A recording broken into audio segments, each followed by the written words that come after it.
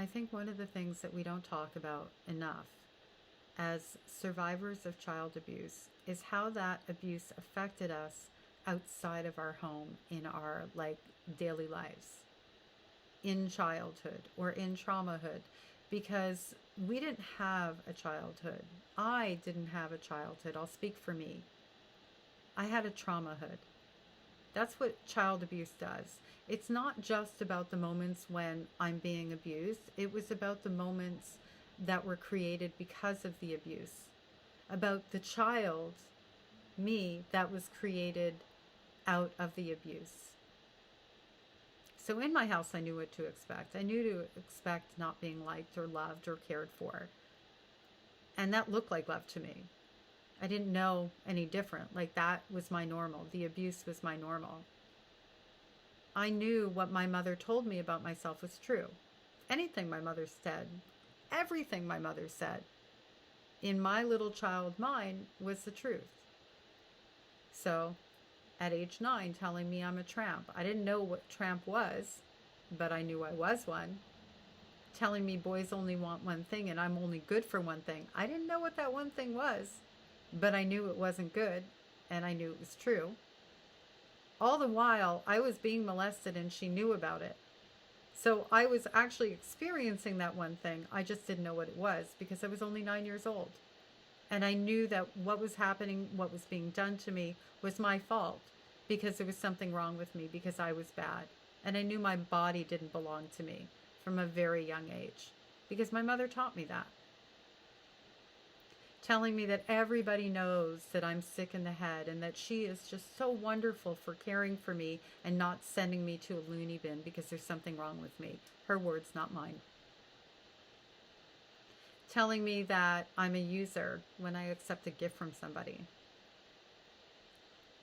Like 9 and 10 years old, somebody gives me a present, and because I didn't decline the present, I'm a user.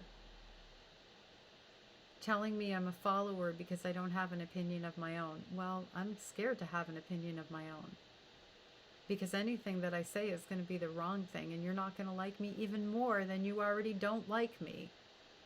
Those were all, and some of, I should say, the things that my mother taught me about myself through her words, through her actions, through the emotional violence. Now you take that little girl and set her off into the world. I'm going to school, I'm going to summer camp, and I'm looking at all the other kids and I'm wondering, when are they going to know? When are they going to know I'm different? When are they going to figure out what my mother sees? How do I hide that secret? By being a little chameleon, just like my mother. Master manipulator. A liar. I was the family liar from the age of 4. And I became all those things, just like my mother, obviously for different reasons. My mother is a sociopath and a narcissist, and they use those chameleon-like skills to nurture their likability, to get away with child abuse and scams, to marry money. My mother had several husbands. 3 died, by the way. As a child of abuse, I used those skills to get along, go along, to get along, to be the good little girl, to make sure that nobody discovered what a horrible, awful little girl I was. So awful, in fact, that my own mother didn't even like or love me.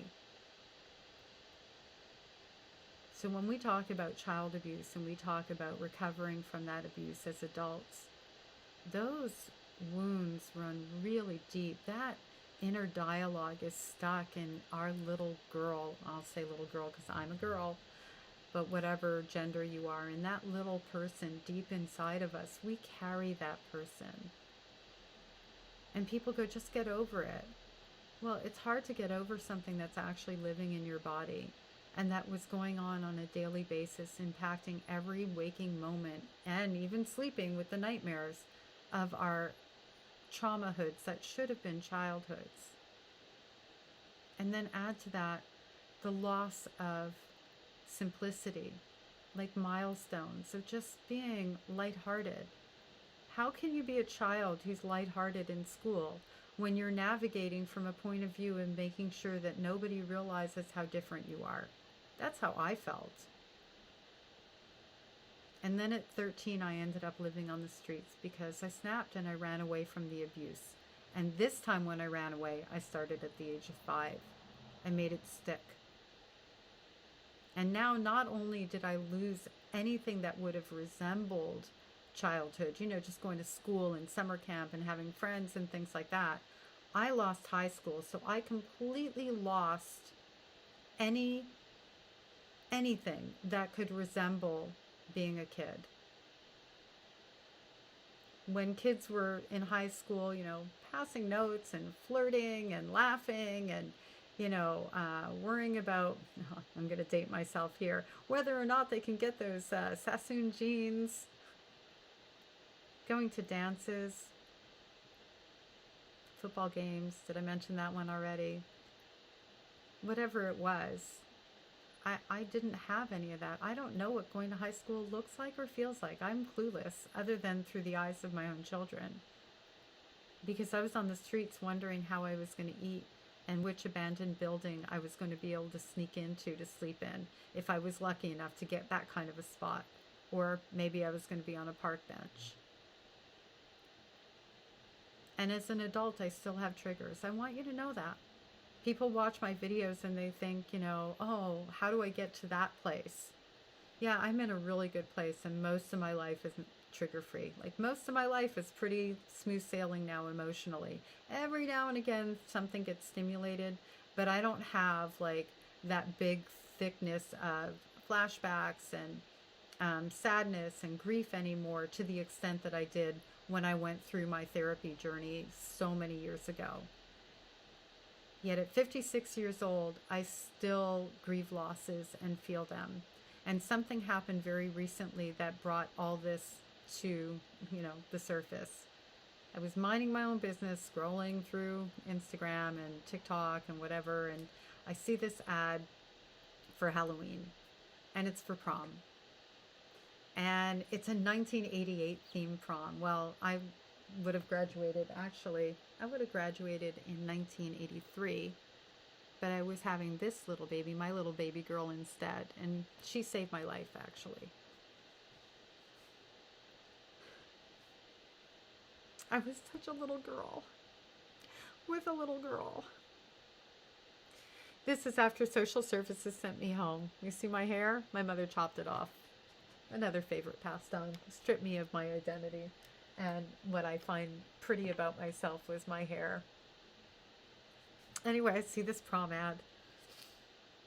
And it's one of those little milestone moments that I didn't get to have. And I had a meltdown. And then I thought, well, yeah, meltdown. Because little Marnie was feeling sad. Or big Marnie was even feeling sad for little Marnie, who didn't get to do just one of those random, normal things that kids get to do in high school. Because I ran away from home and didn't get to do any of high school. So what do you do when you're triggered? How do you take care of yourself? Well, in this case, I'll tell you what I'm doing. I'm going to prom. And no, it's not going to be the same. Well, I don't have the reference or frame of reference for what the same would be, but I'm going to prom. And I'm very excited about it. Maybe I'll even buy myself a corsage.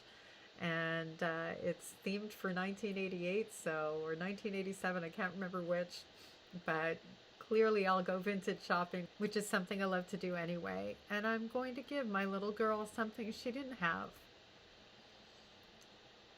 And I'm grateful to be able to do that. And I'm very sad for her that she suffered so much loss. And I'm very sad for all my sibling survivors who've gone through the same. And I just want to keep it real with everyone and let you know that I have bad days too. And I have moments. And I have triggers.